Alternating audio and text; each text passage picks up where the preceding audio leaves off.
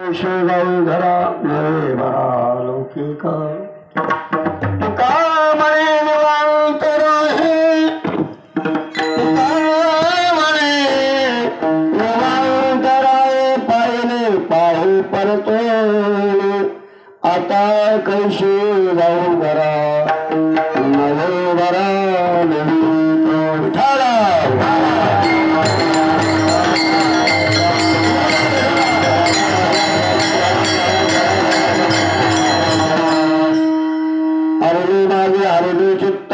विठ्ठल सरले आता कैशी जाऊ घरा नवे बरा हा लौकिक महायान पिजे तदेवी मरथ ओरल ब्रह्मलिकाय जातो समाज तिष्ठम तवारकल्लम प्रब्रह्मलिंगम भजे पांडुरंग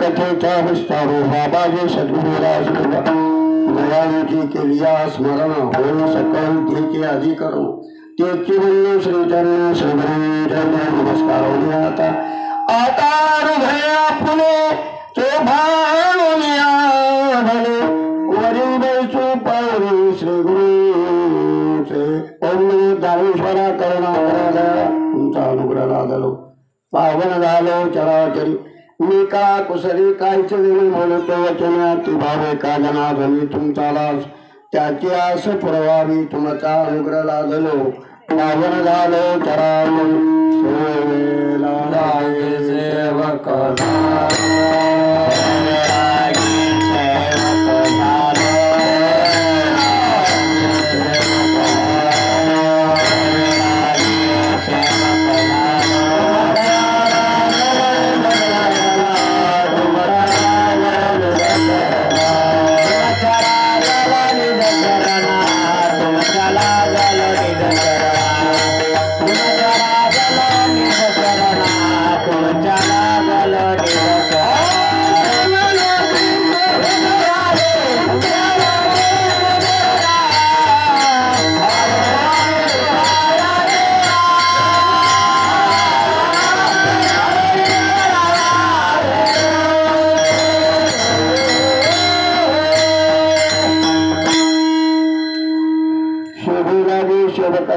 तुमच्या लागलो म्हणजे अवघाने तुकड्या देवा यावरी न करावा अखिल गुणनिधान वैराग्याची शिरोमणी महाराष्ट्र भूषण जगत वंदनीय जगद्गुरु तुकोबरा यांचा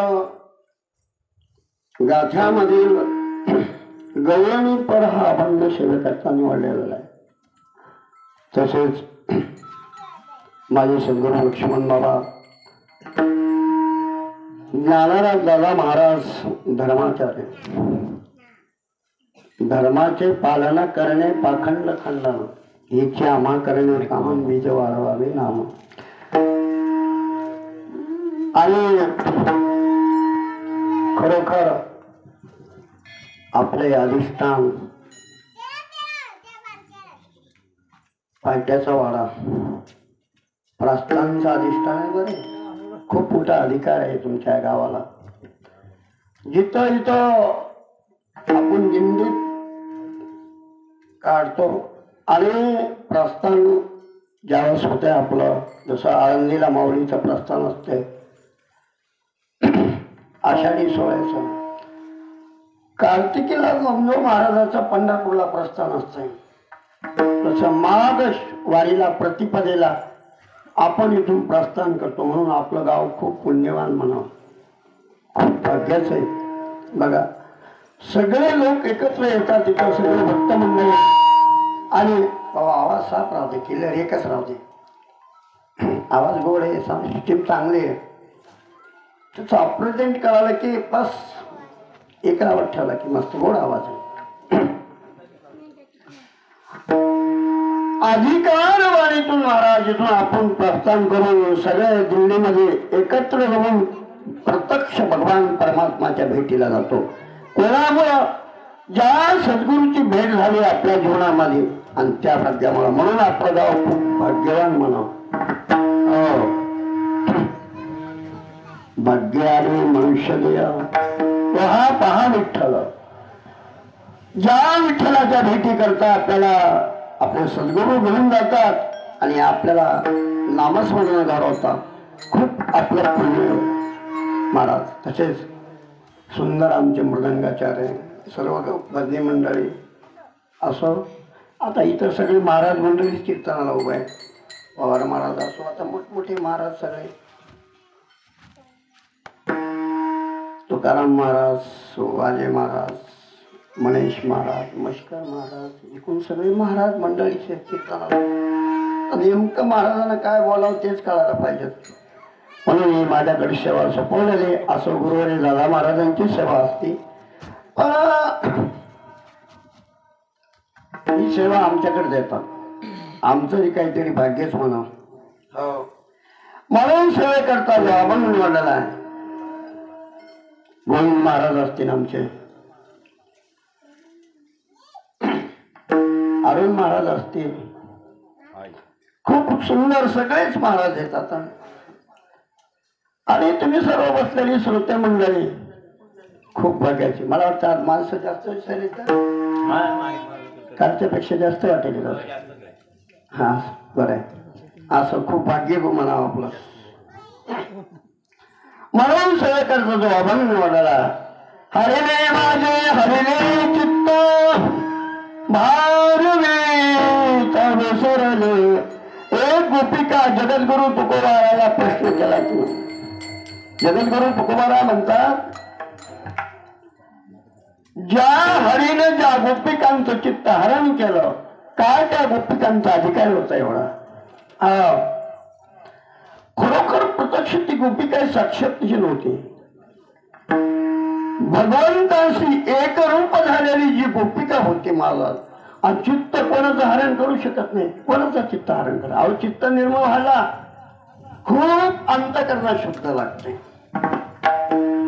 काय इतका तो देव काय इतका हे काय चित्तामध्ये येऊन बसायला आणि चित्त अगदी पाण्यासारखं स्वच्छ गंगेच्या पाण्यासारखं निर्मळ करायला चित्त होतं महाराज. जरा जसं दोषाचे प्रकार सांगितले, मला दोष, इच्छा दोष आणि आवरण दोष. हे मला दोष जाण्यासाठी महाराज काय करावं लागतो? या दोषाची निवृत्ती होण्यासाठी काय करावं लागतं? कर्म करावं लागते ना. कोणतं कर्म चांगलं जर केलं, जसं बघा कर्मयोगी, ज्ञानयोग आहे आणि भक्तियोग आहे. आता आपल्याला कोणतं जरी कर्म करायचं असेल, आपण आज खरं म्हणलं तर काल्याचं कीर्तन आहे. काल्याच्या कीर्तनात इतर गोष्टी न कराव्या, पण अभंगाचा भावार्थ पाहू थोडा आणि नंतर काल्याची सेवा. आपल्याला टाइम फक्त 1 तास, बरोबर आहे? टाइम म्हणजे टाइम. तुम्ही म्हणले अर्धा तास तर अर्धा तास, तसं काय नाही. माझं 10 मिनिटात पण कीर्तन सांगू शकतो. हा, बाळी स्वयंपाक करणार चांगली असल्यावर काय, सामुग्री भरपूर आहे, पण बासुंदीत लागली जर ठसा काढवायला तर त्या बासुंदीला चव असेल का? बासुंदीला नेमकं काय वस्तू, विलायती वापरावं लागेल, साखर वापरावं लागेल, किती वापरावं लागेल, याचं जर गणित असलं तर अगदी ती सुंदर बासुंदी तयार होती. नंतर उगाच म्हणले दूध टाकलं 1 लिटर आणि साखर टाकली 5 किलो, जमन का? नाही ना, त्या बासुंदीला चव लागणार नाही. अगदी मापातून गणित आला पाहिजे. सांगायला भरपूर आहे महाराज. म्हणून त्या मलदोष जाण्यासाठी महाराज जीवनामध्ये आता काय आहे, भगवान परमात्मा विटेवर अधिष्ठान आहे, परब्रह्म निष्काम आहे, उभा आहे, आपल्याकडे बघतो पण आपला मलदोष घालवत नाही. मलदोष घालवण्यासाठी महाराज कोणीतरी अधिकारी महात्माच लागतो. महाराज सांगतात ना, हे मलदोष जाण्यासाठी कोणीतरी अधिकारी लागतो. हा द्वादशी पर्व काळ आहे. महाराज सांगतात ना, एक प्रमाण आहे, मला आठवण द्वादशी पर्व काळ, द्वादशी पर्व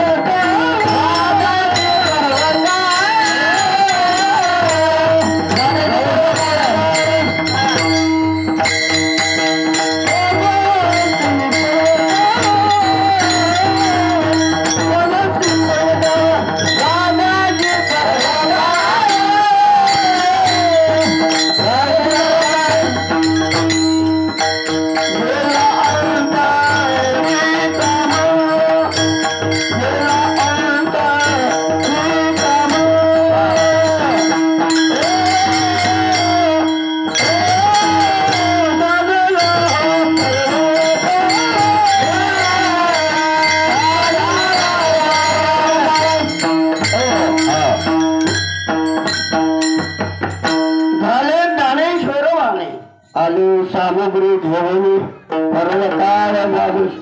पर्वकाळ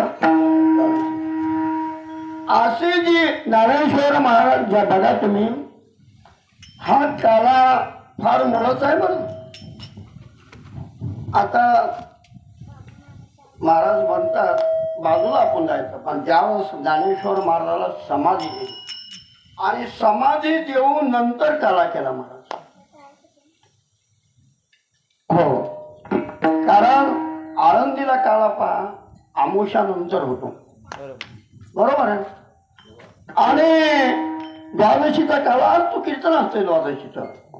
पण प्रतिपदेला, जसं आपण प्रतिपदेला देवदीपावली साजरी करतो ना, आणि त्या देवदीपावलीमध्ये सगळी भक्त मंडळी एकत्र येतात आणि सर्वांना आपल्याला त्या पर्वकाळाचा लाभ जीवनामध्ये साधतो. खूप आपण भाग्यवान म्हणा महाराज. म्हणून या गोपिकांच्या जीवनामध्ये महाराज काय अवस्था झाली, हिच्या अंगी मलदोष नव्हताच. हरी हरते पापं, आणि ज्या हरीने माझं चित्त हरण केलं, हर्ष. एखाद्या मनुष्याला जर बघा तुम्ही 10 लाखाची लॉटरी लागली, बरोबर ना, खूप भाग्याची गोष्ट लागली. पण प्रल्हाद महाराज असं तर साधन, त्याच्या लॉटरीचं तिकीट आणलं घरी आणि उद्या लोकमतला आलं अमुक अमुक शामरावला लॉटरी लागली. आणि शामरावचा मुलगा होता विचित्र, त्या पोरानं खिशात पैसे का बाबाच्या बघायला गेला, पैसे सापडले नाही, लॉटरीचं तिकीट होतं आणि तिकीट घेतलं आणि त्या तिकिटाचे तुकडे तुकडे करून टाकले. आता उद्या लॉटरीचं पैसे उचलायचे, पण तिकीट नाही.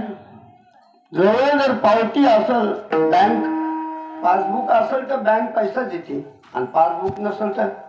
आणि मी एकदा बँकेत गेलो, मॅनेजर म्हणतोय, कॅशियर म्हणतो तुम्हीच आहेत का? माणिक सकाराम आंबोळे. मी बघ ना पासबुकवर, तुला फोटो कोणाचा दिसतो? माझा दिसतो, कोणाचा दिसतो? असं. कारण माणसाची परीक्षा बघण्यासाठी माणूस हे करतो, पण आपण पण तिथं बुद्धीचा वापर केला पाहिजेत महाराज. तसं मला सांगायचं काय, ज्या गोपिकांचं चित्त भगवान परमात्माना भगवंताशी एकरूप झाले आणि एकरूप झाल्यावर जे चित्त हरण केलं, तिचं इतकं हरण केलं की तिला कोणती वृत्ती तिची शिल्लक राही नाही. वृत्ती निवृत्ती झाली माझे हरपण अदृश्य दृश्य झाले काय दृश्य जे होते सुखे तेथे त्रिकोटी शिकरेगा दान मिळाले आई ते उलटाने पाडता असं. हो, दान मिळतंय महाराज, उलट नाही. आपल्याला जे जितकं भोजन लागेल तितकं घ्यायचं असते. उगा आगर बगर खाऊन त्याचा उपयोग नसतो. जे लागेल आपल्याला, उगा आपल्या पंचपक्वानाचा आपल्या समोर ताट आहे आणि उगाच बरा बरा बरा खायला लागला, अरे त्या खाण्याची पण चव असते. अगदी लोणचंच वाढ, लोणचं जर लागला असं वर्णासारखं जर हे खायला तर जमन का? अगदी एका बोटाला न लागतात चटका लावतात, जसं जिभीला लावावं लागतं, अशी त्याची चविष्ट घ्यावा लागते. म्हणून त्या गोपिकांची वृत्ती ही झाली महाराज. ती गोपिका एवढी हे झाली की तिला जीवनामध्ये तिच्या एवढं मोलाचं प्राप्त साधन सापडलं की ती काय गोपिका काय म्हणू लागली. जगद्गुरु तुकोबाराला साधकांना प्रश्न केला, महाराज सांगा ना. महाराज म्हणले, सांगतो आम्ही, पण विचारा तुम्ही. हे आपण त्याचं पहिलं हरे ने माझे हरे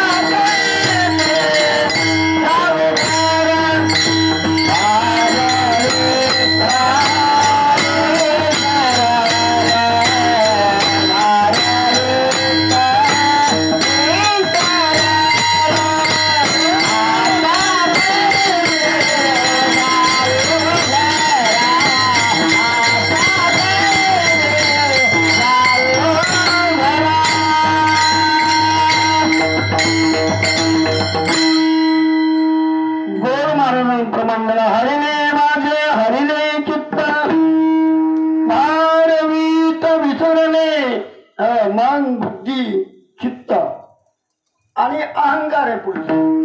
या अहंकार शिल्लक राहिलं नाही. चित्त अगदी पाण्यासारखं निर्मळ झाला महाराज. कशामुळे झालं हे चित्त माझं निर्मळ? त्याला काय कारण महाराज? याला एकच कारण, ज्याचं चिंतन केलं महाराज आणि ज्यानं जे चित्त निर्मळ झालं. अरे बघा, आता आपण खातो एकाच आणि गातो एकाच, बरोबर आहे. अरे ज्याच्या सानिध्यात आपण आलो त्याचा शेवट झाला पाहिजे. हो, तर त्या जीवनामध्ये आनंद आहे. आता भस्मासुर मुखला प्राणासी तीच गती झाली वालीसी. हो, ज्या भस्मासुरानं भगवान शंकराकडून वरदान घेतलं आणि त्या शंकराच्या डोक्यावर हात ठेवायला गेला. बघा, अरे ज्यानं आपल्याला प्राप्ती करून दिली आणि आपण त्याच्या जर डोक्यावर हात ठेवायला लागलो तर त्याच्याला अधोगती झाल्याशिवाय राहत नाही. विठाला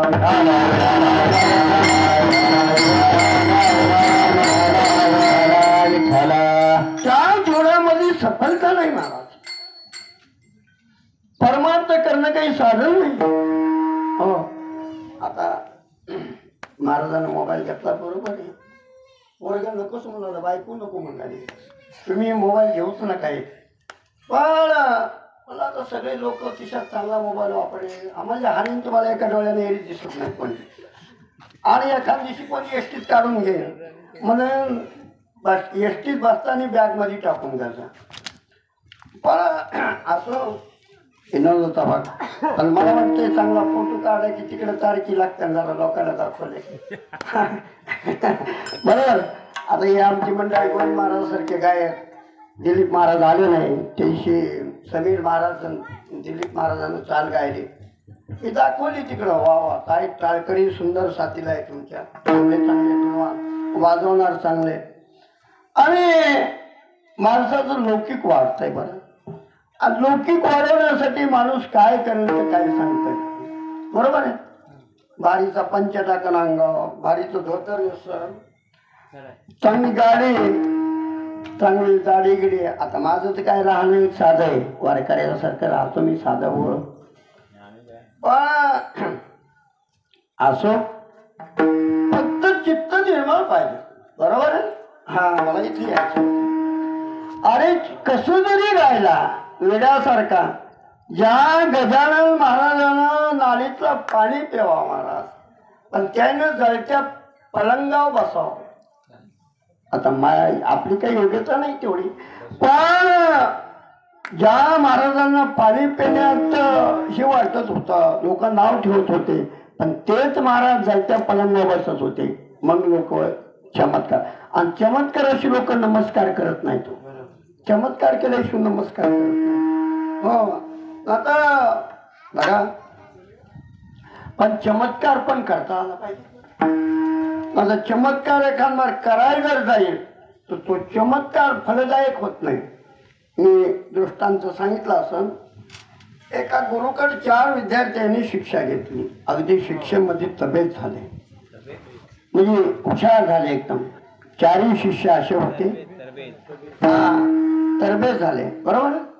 हा अनुस्वार एक मात्रा जर चुकली तर शब्द बाजूला जातो, काना मात्रा चुकली तर. बरोबर आहे. मला कसं आहे, मला वाटतं चूक दुसऱ्या कोण दुरुस्त करून घ्यावं. आपण लहानपणे देगा देवा मुंगी साखरेचा रवा, जया अंगी मोठेपण तया याचं ना कठीण होत, मोठेपण नाही करायचं. आणि 4 विद्यार्थी गुणी जगी झाले, पण गुरुजी हुशार होते. गुरुजी म्हणले सगळ्याला जर एक विद्या जर दिली तर हे भांडणं करत बसते. खरं आहे. आता बघा, वेदांत जर सगळे जर वेदांत सांगायला लागले तर गोष्टी कोणी कोणी काय ऐकावं. म्हणून गुरुजीला असा अभ्यास दिला, झोपेची काय तुला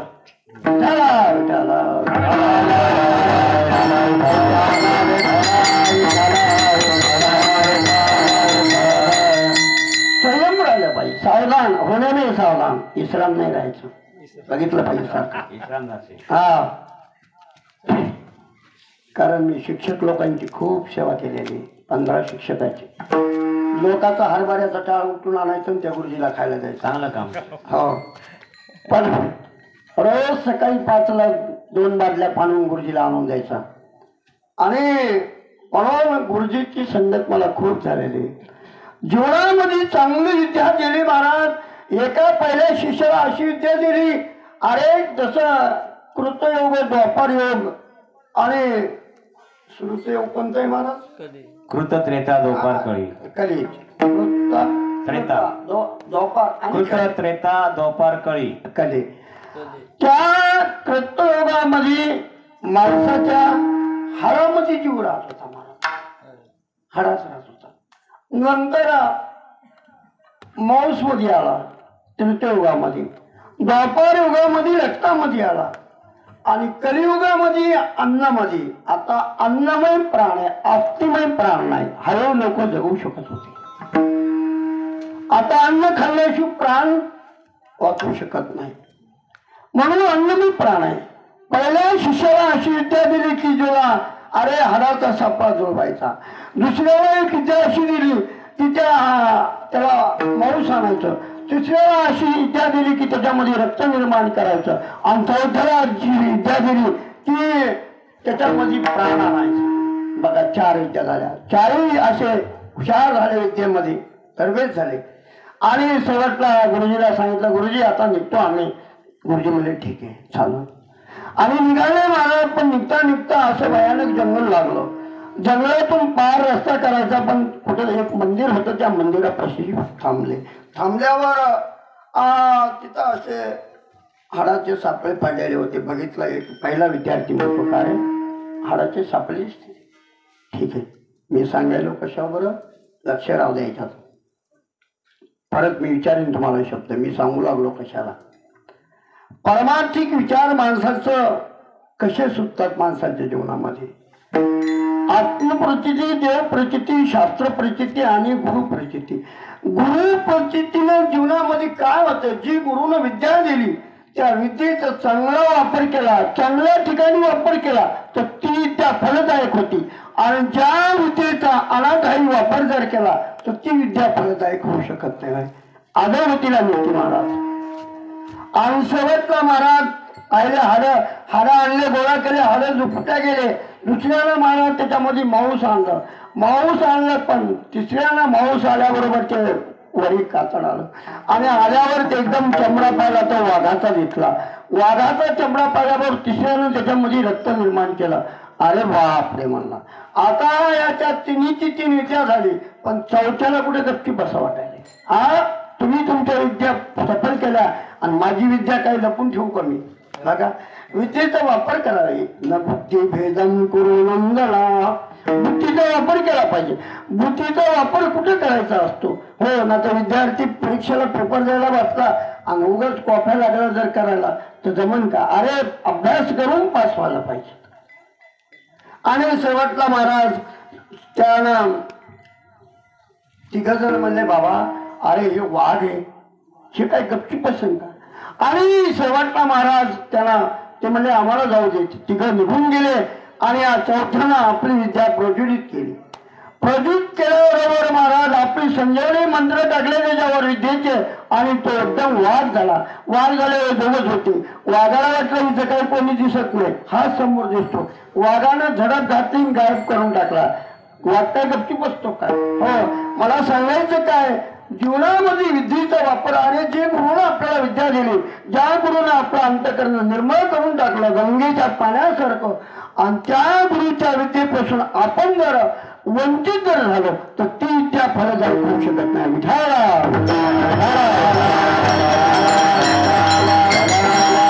म्हणून तसं या गोपिकांचं चित्त एकदम हरण केलं आणि निर्मळ केलं. अंतरी राहे गोपाळ साया साचे फळ सेवावया. अरे ज्या गोपिकांचं चित्त निर्मळ झालं आणि ती गोपिका काय म्हणू लागली, आता हे भार माझा निघून गेला. तुका म्हणे घालो तयावर संसार देवा, नको माझ्या डोक्यावर हे संसाराचा भार. आणि मग मी काय करू? साधकानं प्रश्न केला. तुकाराम महाराज म्हणे विचारा. अरे सांगतो म्हणले, पण विचारा तुम्ही अभंगाचं दुसरं चरण. आता कशी जाऊ घरा,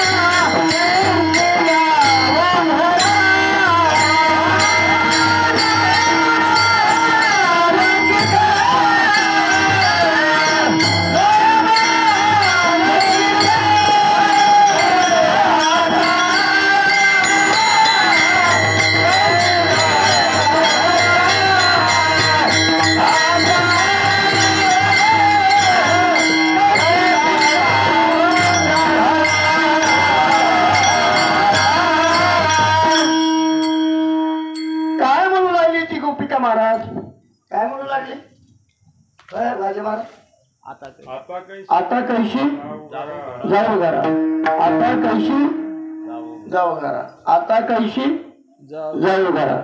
बरं, खरं त्या गोपिकाने काय तुकोबारायाने हे वक्रत्व करून भाषा करून ठेवली.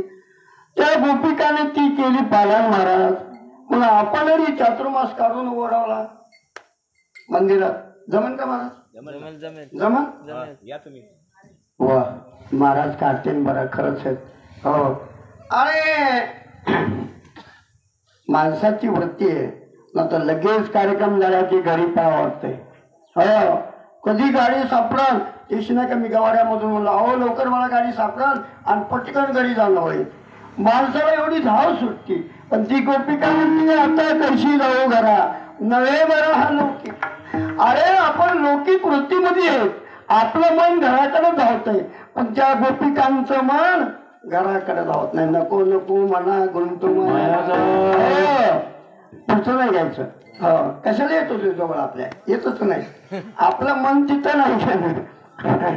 आणि ये मनाला आपण स्थिर जर ठेवलं तर आपल्याला घरात जाण्याची वृत्ती शिल्लक राहतच नाही. ठाईचं बैसोनी कराय हो, हनुमान काय आपोआप तो आळवला जातो. जसं दूध घोटून घोटून घोटून त्याची बासुंदी तयार होती, खवा तयार होतो, पण त्याला घोटावं लागतं, त्याला अग्नी द्यावं लागते. आधी अग्नीनं त्याला तापवावं लागते.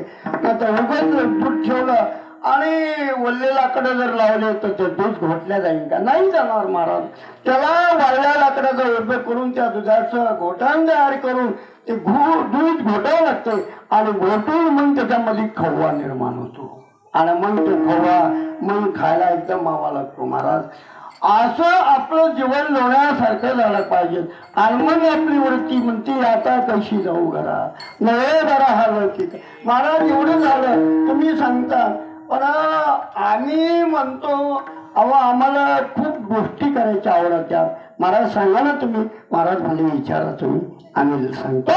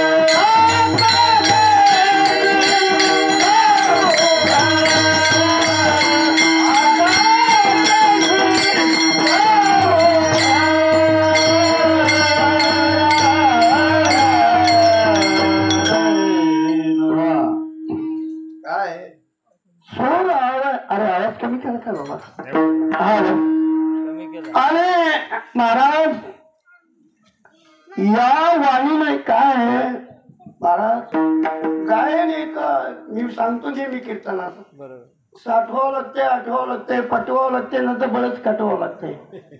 पण याला एका भगवंताची देणगी मला सौर ज्ञान देणार, गायन शिकणार. आता जे मोठमोठे गायिका आहे, गायक लोक असतात, अगदी अलंकारानं गाऊ शकतात, याला आळावं लागतंय. पण आहे ते खूप चांगलं आहे. म्हणून महाराज म्हणतात, पारखी याची सांगता गोष्टी घराची कुठी खाती. अरे इतरांना गोष्टी सांगून काय करायचं. या भगवंतानं आपल्याला जीवन चांगलं दिलेलं आहे, हा सुंदर देह दिलेला आहे. हे देह अनाठाई जर याचा वापर केला, या वाणीनं वाईट जर बोललं तर फार अवघड आहे महाराज. म्हणून जसं बघा, पारखी याची सांगता गोष्टी घरची कुठी खातील. आता घरी माणसं किती येतं, तुमच्या घरी किती माणसं येतं बोला, तुमच्या घरी किती परिवार आहे. 6 माणसं, तुम्ही 5 माणसं शिल्लक येतात. 5 माणसं तुमची महाराज जर चांगलं म्हणाले, गुण गायला लागले, खूप चांगलं आहे. आणि जर 5ची मत जर वेगवेगळे जर निघाले तर काय होतंय महाराज, येत नाही. जसं आपलं हा शरीर आहे, या शरीरामध्ये रोमांच येतं आणि या शरीरामध्ये इंद्रिय येतं. या इंद्रियानं जर आपल्या जीवनाला साथ दिली नाही तर आपलं मन एकाग्र होऊ शकत नाही. श्रोत्रम चक्षुष प्रशमंत अधिष्ठानता ईशानुपसेवते उत्क्रामंतं चित्तं वापी. अरे ज्या विषयाच्या ओढी तू भुलला गेला तो माणूस जर अधोगतीला गेला शकत नाही. म्हणून आपल्या मनाला आपलेच विषय ताब्यात ठेवायला पाहिजे. आणि जोपर्यंत ठेवत नाही तोपर्यंत आपल्याला पारख्याच्या गोष्टी आवडतात. बघा, एक छोटा दृष्टांत सांगतो. नवीन लग्न झालं आणि सासू इतकी जाड होती म्हणता, इथली सोडून बरं आमच्या मराठवाड्याकडे सांगतो, इतकी सुनाला जाच करायची. आणि सून एके दिवशी म्हणली, बाई मला कंटाळा आला, जाते म्हणले कुठेतरी एखादा हिरे घेऊ देते. आता जीव दिले त्याला जवळ काकू त्या दुसऱ्या घरच्या काकूने विचारलं, का ग कुठे निघाले. म्हणजे काकू मला कंटाळा आला हो, या सासूने मला इतका कदर लावला, रोज माझा जीव कंटाळून गेला, नको माझ्या बोलातून दाखवणं, जाते म्हणे आणि एखाद्या विहिरी जाऊन उडी मारते. काहून आम्हाला रोजच उठल्यापासून चालू करते तर संध्याकाळपर्यंत दिवस मावसत. काय करा म्हणजे झोपूस तरी घरानं संपत नाही. शेवटला कदरून गेली. पण ती शेजारीन चांगली होती. हा, शेजारीन जर चांगली जर असेल कल्याण जर जीवनात संगतीला माणूस जर चांगला असेल तर जीवाचं कल्याण झाल्याशिवाय नाही. भाषेकडे लक्ष राहू द्या बरं. हा, आणि संगतीत चांगली ना तर काय, वाईटाच्या संगतीत जर लागला तो माणूस बिघडला जातो. म्हणून संगत आणि पंगत जीवनात चांगली पाहिजे, बरोबर आहे. म्हणून माणसानं स्वभाव. आणि शेजारीनं चांगला उपदेश केला, मी एक औषध देते बाई तुला. ठीक आहे म्हणले. काय करायचं, तिने काय केलं, एक बॉटलभर पाणी घेतलं आणि काय नाही घरात गेली आणि मीठ आणलं त्या बॉटलीत टाकलं. आणि म्हणजे सासूनं बोलणं चालू केलं की तू काय करायचं, एक ढकलभर पाणी घ्यायचं तोंडामध्ये आणि ती गुळणी तशी ठेवून द्यायची. एक शांत बसा. आणि गुळणी तशी ठेवून द्यायची. आता हिनं ती घरी गेली आणि सासून बोलणं सुरू केलं. कुठे गेली, तुला काम धंदा होतं की नाही, घरदार काम सोडायचे, बोलत फिरायचं. आता सासूचं बोलणं म्हणजे काय, त्याला काय माप असतंय का, तिथे काय गणितच असते. आणि शेवटला त्या सुनानं ते ढक्कन भर पाणी बाटलीतलं पाणी ढकनात ओतलं, गुळणी घेतली आणि तशी तोंडावर धरली. सासू बोलायली बोलून किती बोलून. बघा तुम्ही, हुशार जो माणूस असला, चातुर्य माणूस असला तो मोलाच बोलतो. आता हे जे नेते लोक असतात ना, काही अगदी मोलाचं बोलतात. आणि एखादं असं बोलतो की भाषण बडबड करतो, त्याला लोक किंमत देत नाही. पण मोलाच्या 4 गोष्टी मोलाच्या बोला, स्वाभिमानाने जीवन जगतो हा माणूस, त्याला असं होतो.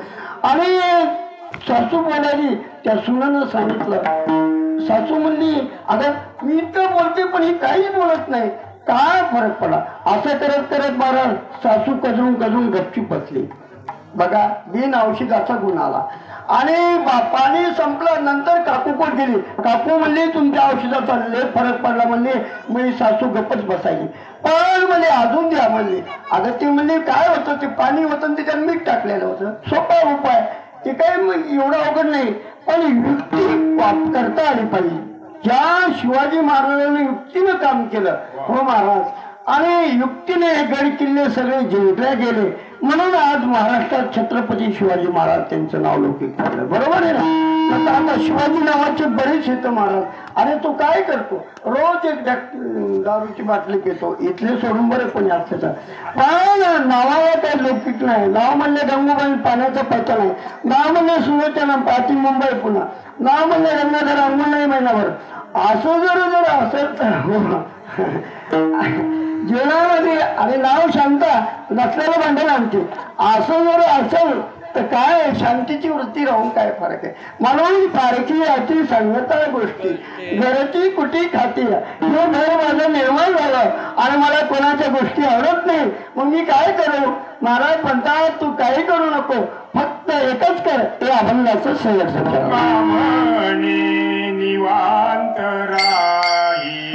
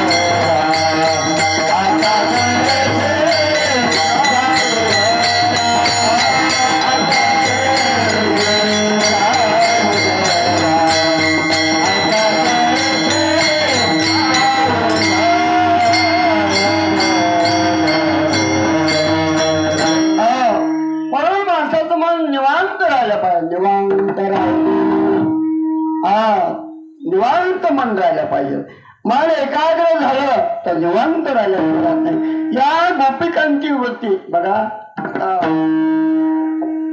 दादा महाराजांची एवढे सत्य होते बरोबर आहे आता हे सगळे सत्य त्यांच्या हाताखालीच येतात कुठल्या सत्यामध्ये ते म्हणले का अहो नाही मला एवढं पॉकेट द्या एवढं कमी झालं अजून त्याने जीवनामध्ये 1 रुपयाची तरी लालसा ठेवली का सांगा याला परमार्थाचा पाया म्हणावं खरोखर नंतर महाराज लोक महाराज आमच्याकडे बाळू महाराज आहे वर टाइम झाला तर म्हणतो माझे पैसे द्या वर टाइमचे पैसे महाराज लोक मागून घेतात परमार्थ करणं काही फुकट नाही महाराज परमार्थ टिकवणं हे फुकट नाही परमार्थ करणं फार कठीण आहे परमार्थात उतरणं म्हणजे काय पण आमच्या दादा महाराजांना अजून कोणा जीवाला दुःख नाही उलटे ते आपल्या खिशातले पैसे काढतात आणि ते देतात महाराज एवढं मन निवांत आहे परमार्थाचा असो पण परमार्थ हा निश्चितचा पाहिजे निश्चित वागणं पाहिजे आणि निश्चित वागणं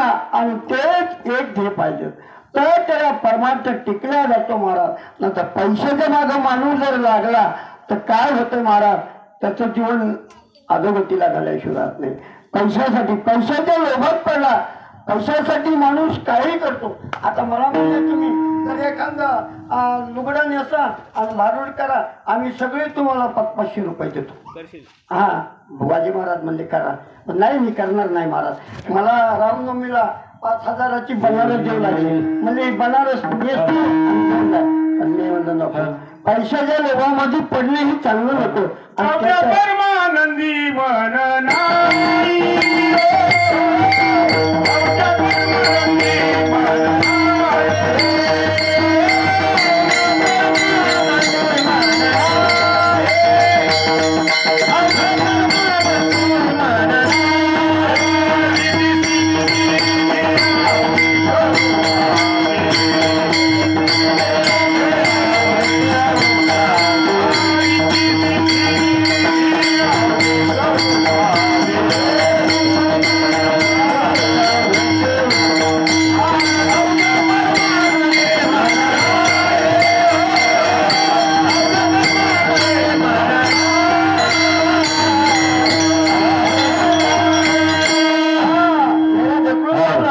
महाराजांना सुंदर प्रमाण दिलं.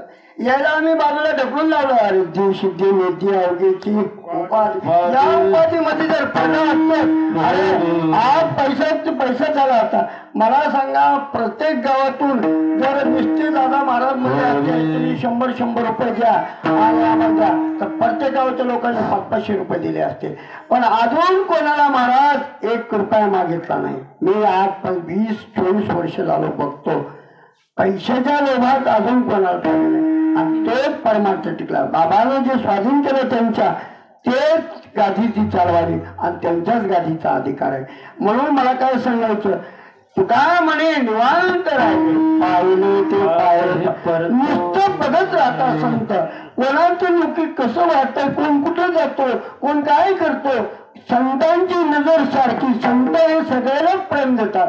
दुधा भाव कोणाशी करत नाही. फक्त संत परीक्षा बघतात. कोणाचं आचरण कसं आहे, कोण कसं वाटतो, कोण कोण्या अवस्थेत जातो, कोण कोण्या वाटेनं जातो. अरे त्याला चांगलं वाटो आणायचं, जे फक्त एकच संतांचं असतं आणि त्याला सद्गुरू म्हणावं.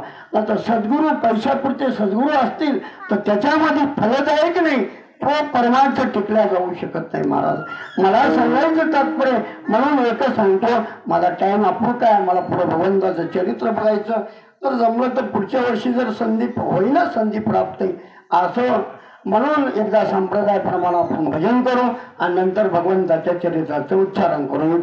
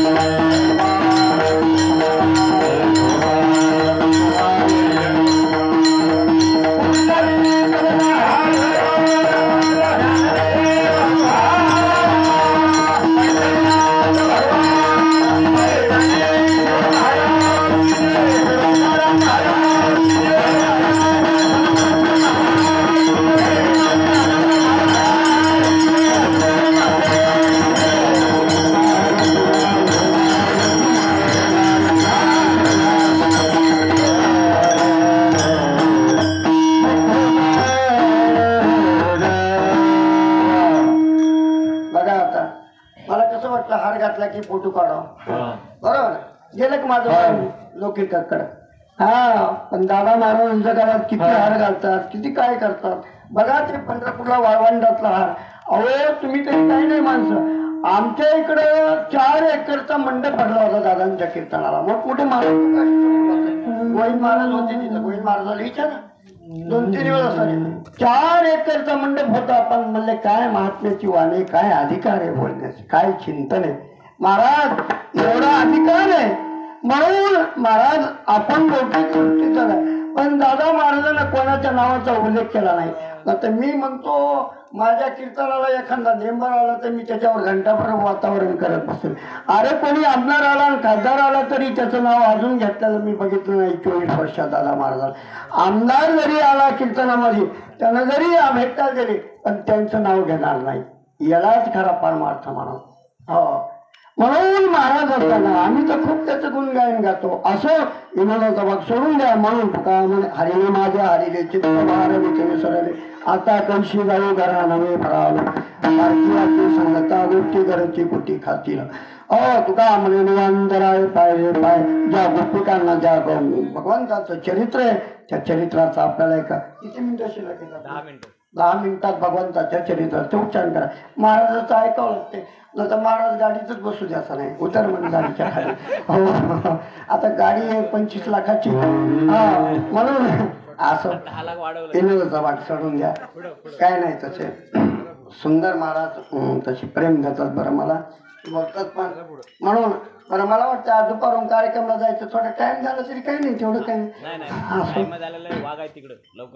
बरं ठीक आहे असो.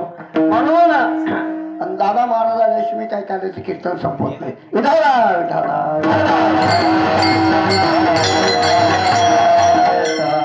कारण मला मी हार पण घालत नाही दादा आल्याशिवाय. हार घालणं हे चांगलं काय काय महाराज हार घालतात पण लोक आहो लेकराला शिरवायचं म्हणलं म्हणजे संतांचंच लेकराच्या हित वाळे माऊलीचे चित्त आयशी कवयाची जाते असं म्हणून त्या भगवंताचं चरित्र आहे. परित्राणाय साधनाविनाश समूह ज्या युगावर जगला नेली तिथं भगवंताला अवतार प्रगट करावं लागतं. याला धर्मस्य ज्ञानेर होते भगवंताला तिचा अवतार भक्ता राखे पायापाशी दुर्जनाशी संवाद. भगवंत अवताराला आले ज्या वसुदेव देवकीनं खूप तपचार केले आणि भगवंत बंदी शाळेत जन्माला आले. आल्यावर सांगितलं मला काय करा, मला इथं ठेवू नका, मला कुठे घेऊन जा.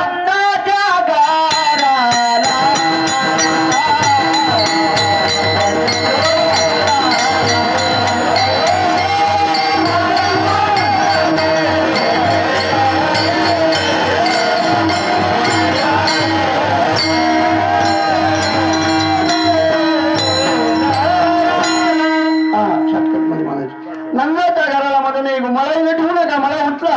उचलीला कमळापती पायी भगवंताला उचलला वसुदेव निघाले. वाटेत यमुना मैया आली. यमुना मैयाला दर्शन दिलं, अंगुष्ठ काढला आणि दर्शन दिल्यावर भगवान वसुदेव निघून गेले गोकुळात. भगवंताला गोकुळामध्ये ठेवलं आणि त्या मायेला घेऊन गेले. ती माया रडू लागली. ती माया गच्ची बसते. अरे सगुण रूप माया आली कोल्हाटीने खेळा. अरे बऱ्याची ठिकवलं या मायेनं आणि ज्यावेळेस ती माया आली महाराज त्या मायेनं काय केलं सगळ्या आकाशवाणीतून आवाज दिला. अरे कौसा माझ्या संग काय राजकारण करतोस?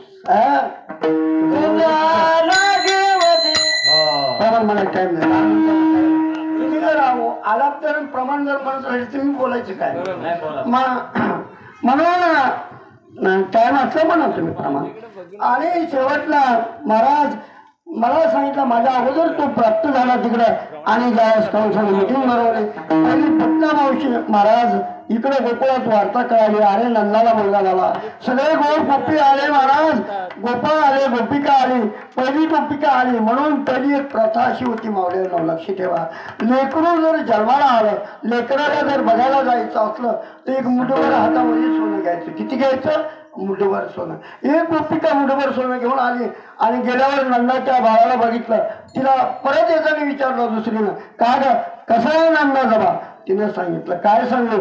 अरे पाहिला नंदाचा नंदाना त्यांनी वेजवले म्हणून माझा मान येऊन टाकला.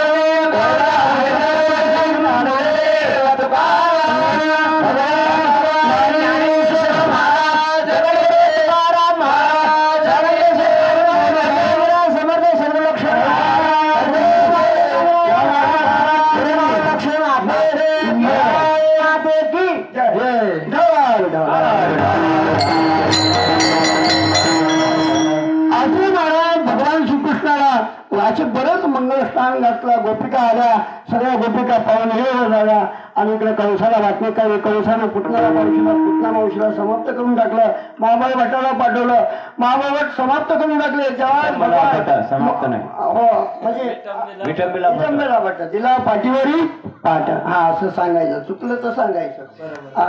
कारण टाळकरी हुशार येतं, बरोबर आहे ना. आता कीर्तनकार सांगतोय, टाळकरी माझा ऐकतात, टाळकऱ्याचं लक्ष पाहिजे. महाराज चुकतो कुठं हे नेमकं पकडलं पाहिजे. हा आणि शेवटला महाराज भगवान मोठे मोठे चळवेचा हात टेकितो दादावर जाणारा माझे तवार उडिले आणि सिंचबा तोडिले दया दुधाचे चिले उलंडले टाकण्यात असे बरेच आणि भगवान श्रीकृष्णाला खोड्या करायला सुरुवात केली. अरे आपलं दही दूध मथुरेला काय जायचंय, आपलं दही दूध आपणच खायचं असतंय आणि गुबगुबू व्हायचं असतं. शेवटला असे गोपाळ गोपिका सगळे जमले आणि शेवटला यशोदेकर सारखे घराणे येऊ लागले. यशोदे म्हणले कृष्णा अरे कोण खोड्या करायच्या, आता खोड्या बस करा. बरेच घरांना सांगितले महाराज. काय म्हणाले पण महाराज ते एकदा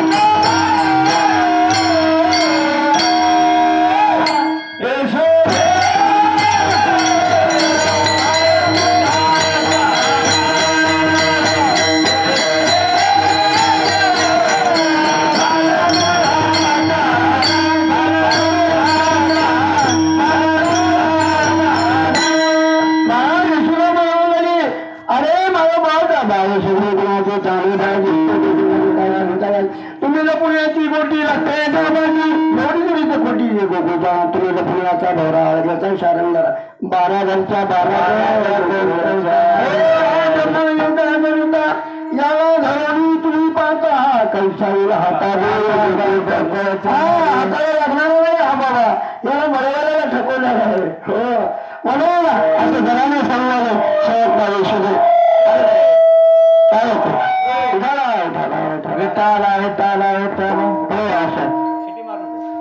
शिट्टी नको आता सप्ताला आमचा अंत झालाय आता. हो आणि शेवटला असं घराने आल्यावर यशोदे मैया बरं कमी राहिला तर चालणार. आता काय म्हणून बऱ्याच यशोदे घराने यायचे. यशोदे सांगितलं कृष्ण खोड्या करायच्या नाही, आता खोड्या बंद करा. आणि शेवटला एके दिवशी यशोदा घुसळण करत होती आणि घुसळण करताना त्या डोऱ्यामधून आवाज येऊ लागला. यशोद कृष्णाने सगळे डोळे पडून टाकले आणि काठी घेतली यशोदेने मारायला. बघा केवढा अधिकारच आहे यशोदे मैयाचा. पण ज्यावेळेस त्यावेळेस काठी उभारल्यावर बघा किती गोड उद्गार काढायला, गोड आलात ते बघा असं. ज्यावेळेस यशोदेने काठी घेतली आणि त्यावेळेस भगवान परमात्माला काय म्हणू लागले असं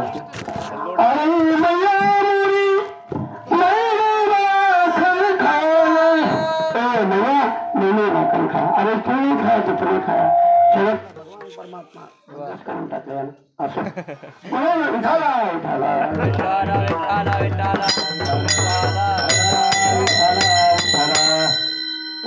बंदच केला. असं चांगला आवाज ऑपरेशन करायला की झालं आणि काय होतं आमच्या इकडे कीर्तन नाही सोडायला लागलं की लाईटच बंद करू. बरोबर हो मला एका गावाला तसंच केलं महाराज. मी तेव्हापासून आधीच विचारत असतो काय. आणि शेवटला महाराज असे घराने बोलाले. यशोदे मैयाने सांगितलं कृष्णा आता इथं थांबायचं नाही, आता वृंदावनामध्ये जायचं. आणि शेवटला सुंदर बाळाला सजवलं. यशोदे मैयाने मंगळ स्नान घातलं, मोर मुकुट दिला, पिवळा पितांबर परिधान केला, हातामध्ये बासरी दिली आणि महाराज काठी दिली, शिदोरी बांधून दिली आणि भगवान गाईच्या पाठीमागं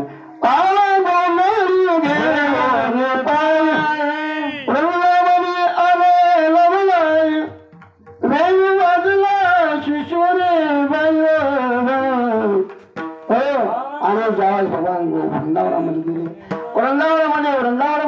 वरती बसले का बरेच खेळ खेळले